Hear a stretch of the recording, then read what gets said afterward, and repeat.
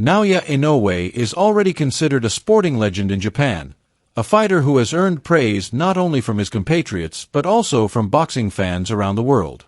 His intelligence inside the ring is often described as genius level, because his ability to adapt to any situation is so sharp and instinctive that he can control the pace of a fight whether on the inside or at long range. He is a rare boxer who can do everything at the highest level, and what makes him frightening is not only his skill set but also the aura he projects before he even throws a punch. He looks intimidating in the ring, almost cold, and when he faces opponents who have been arrogant or dismissive of him in the build-up, the beast inside the so-called monster reveals itself with merciless efficiency. What makes him unique is that he does not engage in trash talk or create drama outside the ring, but when the bell rings, he dismantles those who underestimate him with a ferocity that seems almost otherworldly. His presence alone unnerves rivals, because it feels as though he already occupies the ring completely before the first strike is even landed. To understand why he is called the monster, it is worth remembering some of the wildest and most terrifying moments of his career when he forced opponents into submission with precision, power, and ruthless consistency. When Inoue made his American television debut, he faced Antonio Nieves, a confident and outspoken American who believed Inoue was an overrated hype machine built up by Japanese promoters. Nieves dismissed him as a fighter who had fought mostly at home, protected against smaller men, many of them at the lower weights of 108 or 112 pounds. In interviews, Nieves questioned whether Inoue had ever been truly tested. He suggested that all of Inoue's previous fights had been favorable to him and hinted that stepping into the United States would expose him as limited. But boxing has a way of punishing arrogance, and when the opening bell rang, the gulf in class between the two fighters became immediately apparent. Inoue unleashed a storm of damaging shots that electrified the American audience, leaving them stunned at the destructive power that came from such a composed and technical fighter. His timing was razor-sharp, and he mixed his combinations beautifully, attacking with both head shots and crushing body blows. At one point, a devastating right hand followed by a thumping left hook to the body nearly folded Nieves in half, showing that Inoue's punches could hurt even a proud warrior in front of his own fans. Nieves tried to fire back with counters, attempting to match Inoue's rhythm, but every exchange ended with the American eating more punishment than he could return. Inoue's style was not reckless. His feet were planted firmly to maximize power, and he seemed utterly unconcerned by the return fire. The third round was a turning point, as Inoue walked Nieves down with relentless combinations that left the Cleveland native trapped against the ropes. Inoue attacked with calculated cruelty, each shot finding its target with frightening accuracy. The body shots were particularly vicious, and by the fifth round, a left hook to the ribs sent Nieves crashing to the canvas. He rose bravely, but his body language screamed desperation as he tried to protect his midsection while leaving his head exposed. Inoue, like a predator toying with prey, punished him further until the end of the round. By the sixth, the domination was absolute. Inoue taunted him with confidence, shouting at him to engage and daring him to fight back. Nieves' corner, recognizing the futility of continuing, stopped the fight to save their man from long-term damage. That night, Inoue announced himself to the American audience as the monster, proving that dismissing Japanese fighters as untested was an unforgivable mistake. Years later, on December 13, 2022, in Tokyo, Inoue faced the bantamweight champion Paul Butler, who arrived with a WBO belt and a chip on his shoulder. Butler, known as the babyface assassin, entered the fight with confidence and dismissed Inoue in the build-up, suggesting that the Japanese fighter's stamina could not last over 12 rounds and that an upset was possible. But once again, the aura of Inoue became evident before punches even landed. Butler admitted later that he felt the Japanese star's presence from the opening round, as if the ring belonged entirely to him. Inoue wasted no time demonstrating his superiority, pounding Butler with sharp jabs and powerful combinations. The Brit, once defiant, quickly retreated into a shell, using a high guard to protect his head and especially his liver, knowing Inoue's body shots had ended careers before. Butler's offense evaporated as he became purely defensive, flinching at feints and retreating constantly. The Tokyo crowd sensed the inevitability of the outcome, but what stood out was how Inoue decided to entertain them while dismantling his opponent. As the rounds went by, Butler barely threw punches, essentially surviving rather than fighting. Inoue, frustrated by his opponent's passivity, decided to put on a show.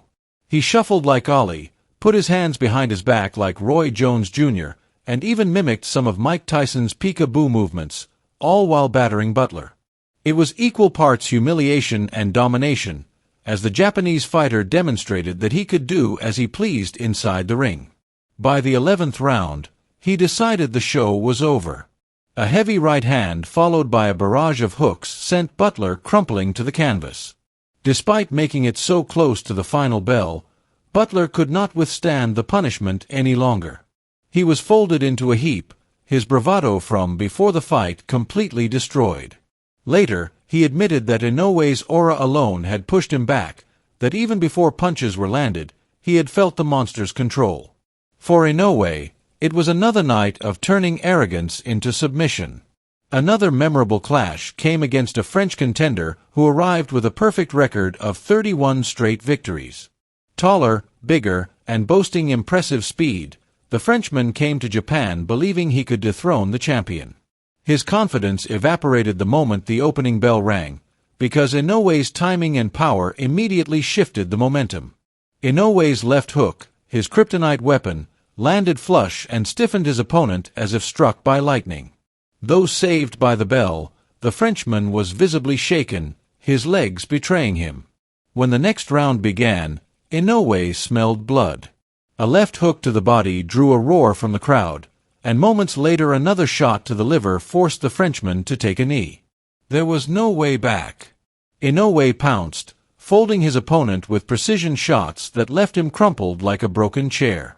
What had seemed like a dangerous challenge ended as another clinic in destruction. In September 2024, Inoue stepped into the Ariake Arena to face TJ Doheny, an Irish fighter with a fearsome knockout record and a reputation for being one of the division's hardest punchers. Doheny entered the ring with swagger, his hands low, daring Inoue to engage. But arrogance against the monster is a fatal mistake. From the start, Doheny was battered with speed and accuracy, his vaunted left hook neutralized by Inoue's impeccable timing. The Japanese champion's combinations left Doheny's bald head reddened from repeated strikes. To his credit, the Irishman fought back, landing jabs and reminding the crowd of his own power, but his efforts only triggered Inoue's killer instincts. By the 6th round, Inoue targeted the body with ferocity. Doheny began to clutch his back, grimacing in pain, looking for escape. Early in the 7th round, a combination to the ribs forced him to his knees, unable to continue.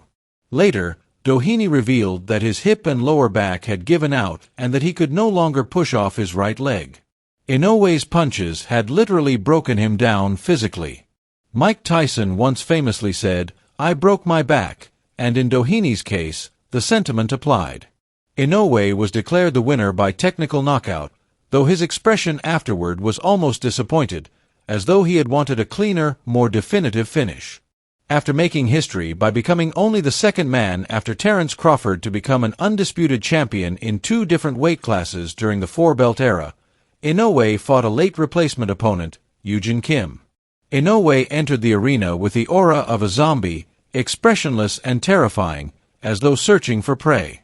From the opening exchanges, Kim appeared overwhelmed by the sheer pressure.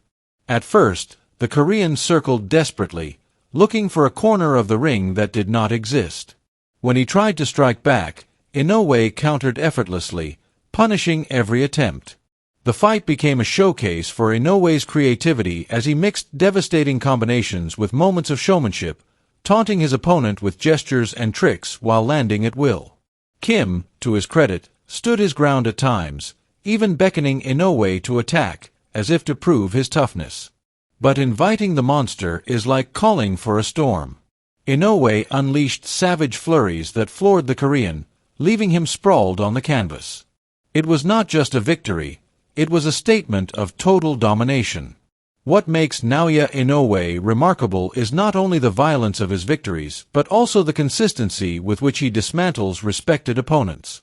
His power carries through every weight class he has entered, his body shots are legendary for ending fights, and his composure makes him even scarier.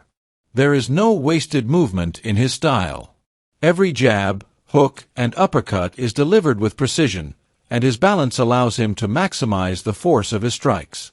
Fighters have described the experience of sharing a ring with him as surreal, as if his presence alone was suffocating. Opponents who arrive confident and defiant often leave humbled, sometimes physically broken.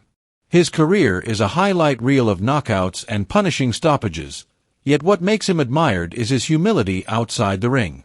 He does not need theatrics or trash talk to sell a fight. His fists do all the convincing.